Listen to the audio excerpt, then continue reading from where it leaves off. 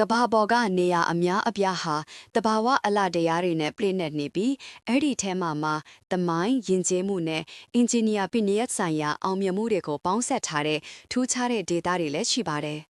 နိုဝင်ဘာ18ရက်မှာတော့ကမ္ဘာအန်ဖရယာတစ်ခုကိုဖန်တီးနိုင်ခဲ့တဲ့လူသားတွေလည်းစွမ်းဆောင်ရည်ကိုအမှတ်ရစေပါတယ်။ဤနေ့သည်ပါနာမာတူးမြောင်းကြီးပါနာမာကန်နယ်ကိုအမေရိကန်ပြည်ထောင်စုမှပါနာမာအစိုးရထံတရားဝင်လွှဲပြောင်းပေးအပ်ခဲ့တဲ့နှစ်ပတ်လည်နေ့ဖြစ်ပါတယ်။ဤတူးမြောင်းကြီးဟာပစိဖိတ်နဲ့အတ္တလန္တိတ်သမုဒ္ဒရာနှစ်ခုကိုဆက်သွယ်ပေးတဲ့ရေကြောင်းဆိုင်ရာအင်ဂျင်နီယာပညာရဲ့မှတ်တိုင်ဖြစ်ပြီးကမ္ဘာကွန်သွယ်ရေးလမ်းကြောင်းကိုအကြီးအကျယ်ချောမွေစေခဲ့ပါတယ်။ဒါအပြင်ဤနေ့ကိုကမ္ဘာလမ်းမပေါ်အမတ်ရစရာများနှစ် World Day of Remembrance for Road Traffic Victims အဖြစ်လဲဂုဏ်ပြုဆင်နွှဲကြပါတယ်။လမ်းမတော်ရဆမှုတွေမှာတည်ဆုံးခဲ့ရသူတွေနဲ့တန်ရာရရှိခဲ့သူတွေကိုအမှတ်ရစေခြင်းဘေးကင်းသောလမ်းအသုံးပြုမှုနဲ့အန်တရာယ်ကင်းသောမောင်းနှင်မှုပုံစံတို့ရဲ့အရေးပါပုံကိုဒီနေ့ကပြပြသားသားတတိပေးနေပါတယ်။တင်ရောဘေးကင်းလုံခြုံမှုအတွက်လမ်းပေါ်မှာဘယ်လိုမျိုးအလေးအကျင့်ကောင်းတွေလှုပ်ဆောင်ပါသလဲမှတ်ချက်မှာပြောပြပေးခဲ့အောင်နော်။